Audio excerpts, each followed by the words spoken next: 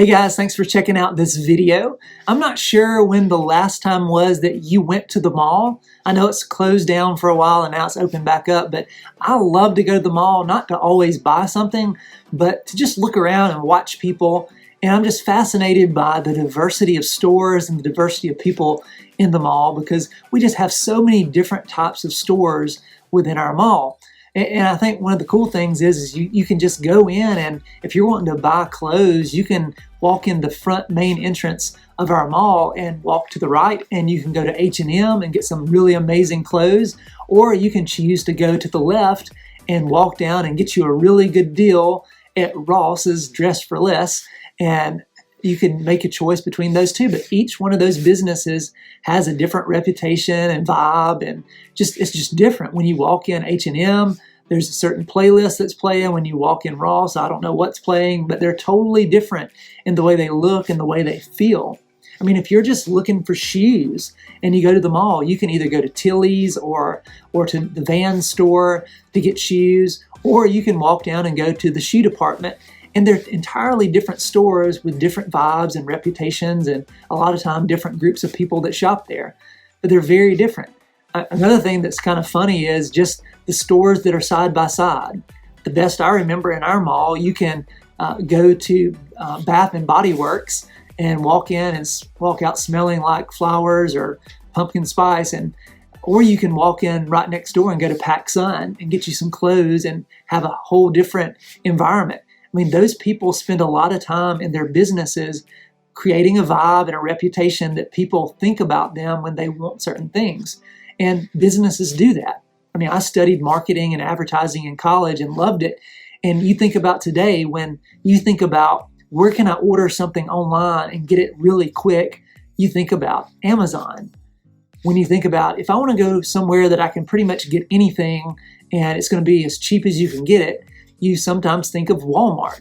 When you think about what kind of phone do I want, what's the best phone to get, a lot of people would think of an iPhone, and they work really hard to make you think about them when you think about getting the best phone.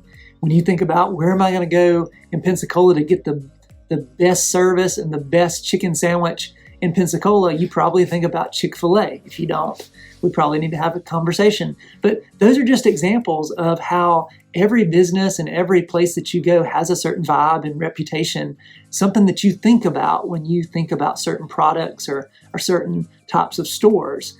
But it's not just stores, it's people and people groups. A lot of times when we think about certain people or people groups, we say that those people are, and then we fill in the blank. For example, a lot of people think, all kids from Gulf Breeze are, and they fill in the blank. And I think they're amazing, by the way. But you just tend to lump everybody together. Another example is everybody tends to say that all kids that are in the IB program are, and they fill in the blank.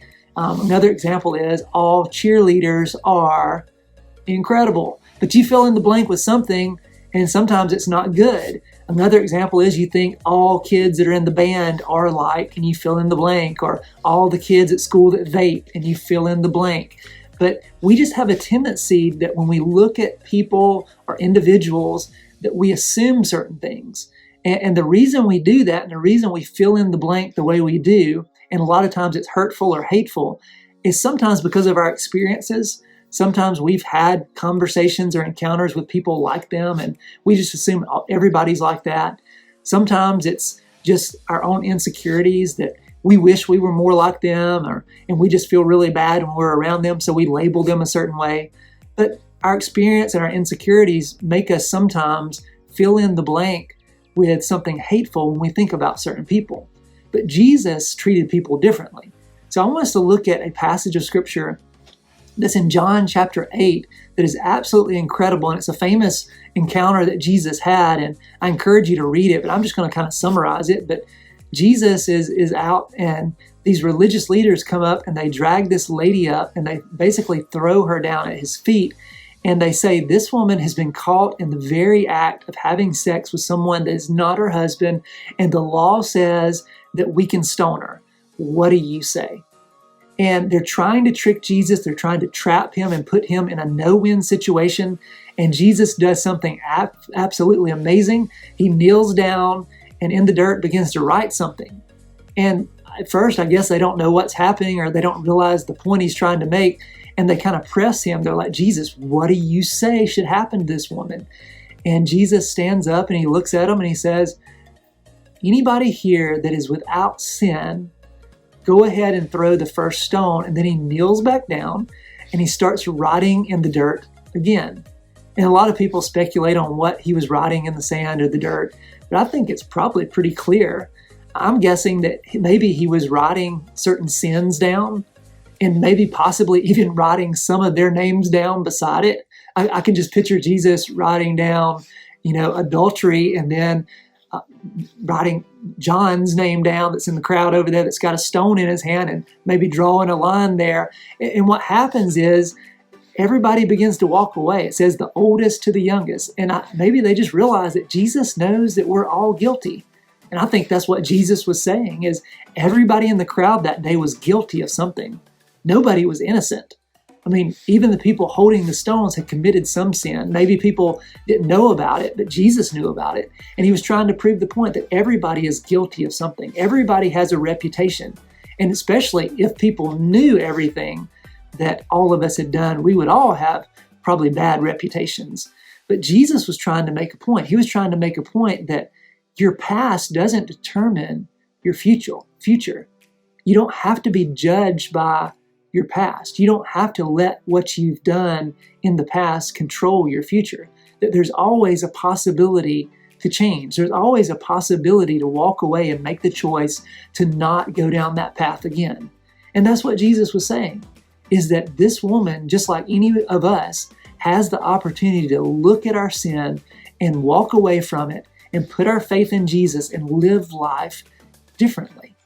So here's the challenge for us. When we look at someone that's different than us, someone that believes differently than us, someone that we have a tendency to put in a certain category, and we have a temptation to say, those people or that person is, and fill in the blank, that instead of filling the blank in with something hateful or hurtful, that we choose to fill the blank with something loving.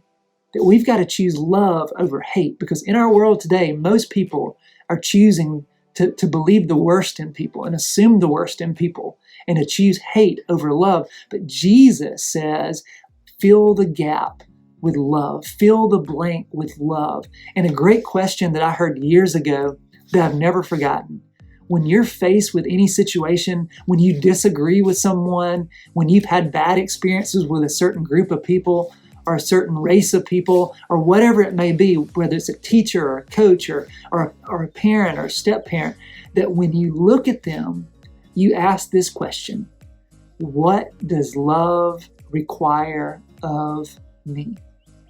In this moment, as I respond to this person, I may not agree, I may disagree completely, but what does love require of me? How should I treat this person?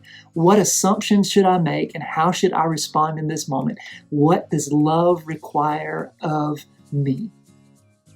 And I just want you to imagine how different our culture would be, how different our world would be right now if people would ask that question. When we disagree, when we don't see eye to eye, when somebody's hurt us, when somebody's from a group of people that we've had a bad experience with, instead of making the worst assumptions possible, what if we ask the question, what does love require of me? Because that's the question I think Jesus would teach us to ask. So as you discuss this in small group, I pray that you would be honest about this. And if you've got any prejudice or bias or racism in your heart, that you would look at every person and just ask the question, what does love require of me? Not just simply to try to win an argument or prove a point, but to choose to build a relationship and choose love over hate. You guys have a great night.